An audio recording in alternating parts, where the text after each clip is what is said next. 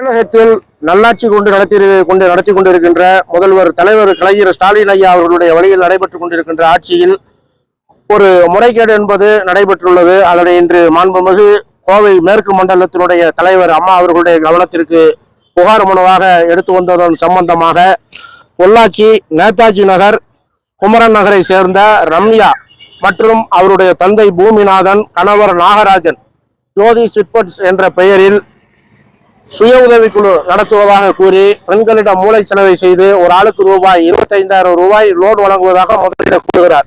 வாரம் 940 ரூபாய் தவணை கொடுக்கணும்னு சொல்லி 940 ரூபாய் தவணை வாங்கிக்கிட்டு அவங்கள்ட்ட இருந்து பிராமிசரி நோட்டு, செக்கு மற்றும் ஆவணங்கள் அனைத்தையும் பெற்றுக்கொண்டு அந்த ஆவணங்களை வெளியில் வைத்து அவர் பல பேரிடம் லோன் வாங்கி அவர்களுடைய அந்த லோனை கட்டி முடித்த பிறகு அவர்கள் அந்த கொடுத்த டாக்குமெண்ட்ஸை நாங்கள் லோனை கட்டி முடித்து விட்டோம் என்று திருப்பி கேட்கும் பொழுது அவர்களுக்கு கொலை மிரட்டல் விடுவதாக தெரிய வருகிறது. எனவே இன்றைக்கு இந்த நல்லாட்சி நடைபெற்றுக் கொண்டிருக்கின்ற இந்த காலகட்டத்தில் இது போல இன்றைக்கு ஒரு 20 பெண்மணிகள், பொள்ளாச்சியைச் சேர்ந்த 20 பெண்மணிகள் மேற்கு மண்டலத்தினுடைய தலைவர் அவர்களை சந்தித்து இன்று வழக்கறிஞர்கள் முன்னிலையில் மனு கொடுக்க வந்திருக்கிறார்கள். எனவே இதனை உரிய முறையில் மாண்புமிகு அம்மா அவர்களும் தமிழகத்தினுடைய ஒப்பற்ற ஆட்சி நடத்தி வருகின்ற மக்களினுடைய பாதுகாவலர் முதலமைச்சர் ஐயா அவர்களுடைய கவனத்திற்கு எடுத்து சென்று இது மாதிரி இன்னும் யார் யார் இதுல மேற்கொண்டு பாதிக்கப்பட்டிருக்கிறார்கள் என்பது பின்பு விசாரணையிலே தெரிய வரலாம். பல சொத்துக்களை வாங்கி இன்றைக்கு பொள்ளாச்சியிலே குவித்திருக்கிறார்கள். பல பாமர மக்கள், அன்றாட ஏழை எளிய மக்களின் சம்பளத்திலே பெற்றுக்கொண்டு கந்து வட்டி தொடர்ந்து நடைபெற்று வருகிறது. 25,000 ரூபாய்க்கு வாரம் 940 ரூபாய் என்று 40 வாரங்கள் வசூல் செய்திருக்கிறார்கள். அவருடைய பெற்றுக்கொண்ட டாக்குமெண்ட்டுகளை எல்லாம் இன்றைக்கு தர மறுப்பதோடு கொலை மிரட்டல் விடுக்கிறார்கள். எனவே அது சமயம் இன்றைக்கு விசாரணைக்கு அனைவரும் ஒத்துழைப்பு கொடுத்து இன்றைக்கு அம்மா அவர்களிடம் மனு கொடுக்க வழக்கறிஞர் குழுவோடு வந்திருக்கிறார்கள். எனவே இதுல உடனடியாக சம்பந்தப்பட்ட அதிகாரி விசாரணை செய்து உரிய தகுந்த நடவடிக்கை மேற்கொண்டு குற்றத்திற்கு உள்ளானவர்களை தண்டனைக்கு உள்ளாக்கி பாதிக்கப்பட்டவர்களுக்கு நியாயம் வழங்க வேண்டும் என்று அவருடைய சார்பிலும் வழக்கறிஞர் குழுவுடைய சார்பிலும் மாண்பை ஐயா முதல்வர் அவர்களுக்கும் மேற்கு மண்டலத்தினுடைய தலைவர் அவர்களுக்கும் ஐயா டிஜிபி அவர்களுக்கும் கருத்தாக முன்வைக்கின்றேன்.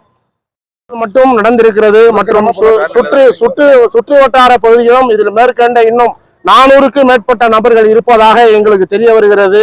இது முதல் கட்டமாக வந்திருக்கிறது. தொடர்ந்து இதுல இன்னும் பல பேர் கொடுப்பதற்கு முன் வரலாம். எனவே ஐயா அவர்கள் இதுல உரிய விசாரணை நடத்த வேண்டும். ஒரு தனி அதிகாரியை நியமித்து இதில் உரிய விசாரணை நடத்தி அவருடைய சொத்து பட்டியல்களை பார்த்தால் இதுல உண்மை நிலவரம் என்னவென்று தெரிய வரும். இது மட்டுமல்லாமல் அனைத்து பகுதிகளிலுமே இது மாதிரி தொடர்ந்து நடைபெற்று வருகிறது. இதுக்கு சரியான சட்ட வழிகள் பின்பற்றப்பட வேண்டும். உரிய மக்கள் பாதுகாக்கப்பட வேண்டும்.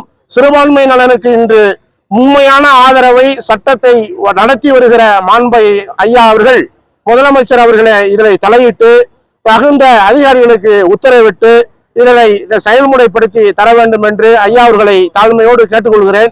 இதில் இன்னும் யார் யார் பின்புலத்தில் உள்ளார்கள் என்பது உரிய விசாரணை நடத்தினால் மட்டுமே வெளிவரும். இன்றைக்கு அப்பாவி மக்கள் பணம் என்றால் அவர்கள் ஏதோ இன்றைக்கு கொடுக்கிற சீட்ல எல்லாம் கையெழுத்து போட்டுறாங்க. கடைசியில அந்த பணத்தை கட்டி முடித்து விட்டு அவங்க செக்கு, பிராமிசரி நோட்டு இதெல்லாம் வாங்கி இன்னைக்கு இது மாதிரி நடத்திக்கிட்டு இருக்காங்க. அதற்கு தகுந்த ஆதாரங்களை சமர்ப்பிச்சிருக்கிறோம். இதுல விசாரணை நடத்தி பாதிக்கப்பட்ட பாமர மக்களுக்கு நிவாரணம் தேடித்தர வேண்டும் என்று காவல்துறை அதிகாரி ஐயா அவர்களையும் மாண்புமிகு முதலமைச்சர் அவர்களுக்கும் சம்பந்தப்பட்ட தலைமை செயலாளர் அவர்களுக்கும் தகுந்த பாதிக்கப்பட்ட மக்களுக்கு நிவாரணம் அளித்திட வேண்டும். வேறு யாரும் இதுல பாதிக்கப்பட்டிருந்தாலும் முதல்ல பயப்படாம நாம் காவல்துறை அதிகாரிகளை அணுகி நாம் பெட்டிஷன் கொடுத்தனால் இவர்கள் வந்தது போல நீங்களும் வரலாம். வேற யாரெல்லாம் இதுல பாதிக்கப்பட்டிருக்கீங்களோ அனைவரும் இந்த குழுவை வேண்டுமானாலும் அணுகலாம். உங்களுடைய பெட்டிஷனையும் அவர்களிடத்தில் எடுத்து சென்று இன்றைக்கு நாங்கள் அம்மா அவர்களிடத்தில் மனு அளிக்க கோயம்புத்தூர் வருகை தந்திருக்கிறோம். எனவே மாண்பை முதல்வர் அவர்கள் இதில் தலையிட்டு நல்லாட்சிக்கு களங்கம் ஏற்படுத்துகின்ற அனைவர் பேரிலும் விஷமிகள் பேரிலும் தகுந்த நடவடிக்கை எடுக்க ஆவணம் செய்யுமாறு கேட்டுக்கொள்கின்றேன். வழக்கறிஞர் குழு நன்றி, வணக்கம். நாங்கள் பொள்ளாச்சியிலேருந்து வர்றோம். நாங்கள் குமரன் நகர் எங்கள் ஊர். நாங்கள் 8 செக் கொடுத்துருக்குறோம். செக்கு மோசடியில் நாங்கள் இங்கே வந்திருக்கிறோம். எங்கள் 8 பேர் செக்கு வச்சு 360 பேர்த்துக்கு பணம் வாங்கிட்டு இப்போ எங்கள் செக்கும் ப்ரோ நோட்டு வேணும்னு சொல்லி இவங்ககிட்ட தேடி வந்திருக்கிறோம். என்ன பேசிஸ்ல உங்களுக்கு பணம் தரதா சொல்லி மகளிர் குழு மாதிரின்னு சொல்லி தந்தாங்க. கந்து வட்டி ஆயிடுச்சு. 40 வாரம் 25,000 கொடுத்து 40 வாரம் எங்களுக்கு வாரம் 950 ரூபா கட்டிட்டு இருக்கிறோம். கட்டி முடிச்சுட்டோம். எங்கள் செக்கு தரமாட்டேங்கிறாங்க. செக்கும் ப்ரோ நோட்டும் எங்களோட தரமாட்டேங்கிறாங்க. கேட்டால் நீங்கள் யார்கிட்ட கொடுத்தீங்களோ அங்கே போய் வாங்கிக்கோங்கன்னு சொல்கிறாங்க. கொடுத்தது அவகிட்ட தான் கொடுத்துருக்க ரம்யாங்கிறவங்ககிட்ட. ஆனால் அவங்க கொடுக்க மாட்டேங்கிறாங்க. அந்த ரம்யா யாரு? அவங்க தான் கட்சி வேற ஏதாவது கட்சி குழுவெல்லாம் நடத்திட்டு இருக்காங்க. குழு நடத்திட்டு நாங்கள் குழுவும் சொல்லி தான் சேர்ந்தா. ஆனால் கடைசியில் இப்போ கந்து வட்டியாக மாறிடுச்சு. இப்போ நாங்கள் பணம் கட்டி முடிச்சுட்டு எங்களுக்கு தரமாட்டேங்கிறாங்க. செக்கும் ப்ரோ நோட்டும் தரமாட்டேங்கிறாங்க. எவ்வளோ அமௌண்ட் தரோம்னாங்க, எவ்வளோ வட்டி பிடிக்கிறதா சொல்லியிருந்தாங்க. வட்டியெல்லாம் அதுதான் வட்டியோட தான் நான் கட்டிட்டு இருந்தேன். 40 வாரம் 25,000 ரூபாய்க்கு 40 வாரம் 950 ரூபா மேலே வட்டி அசல் எல்லாமே கட்டி முடிச்சுட்டு 50 ரூபா எல்லாம் கட்டி முடிச்சுட்டு. ஆனால் கொடுக்க மாட்டேங்கிறாங்க. செக்கும் ப்ரோ நோட்டும் கொடுக்க மாட்டேங்கிறாங்க.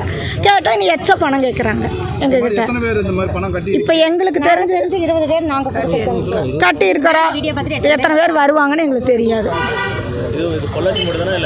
எல்லா ஊருக்கும் கொடுத்துருப்பாங்க. பொள்ளாச்சிக்குள்ளே கொடுத்துருக்காங்க. நீ வேற எங்கெங்கே கொடுத்துருக்காங்க, நீ அவங்கள கேட்டால் தானே வரீங்க. எங்களுக்கு தெரியாது. எங்களுக்கு தெரிஞ்சு இப்போ நாங்கள் இது வந்திருக்கோம். இதை பார்த்து நீ எத்தனை பேர் வருவாங்கன்னு நீ தெரியாது.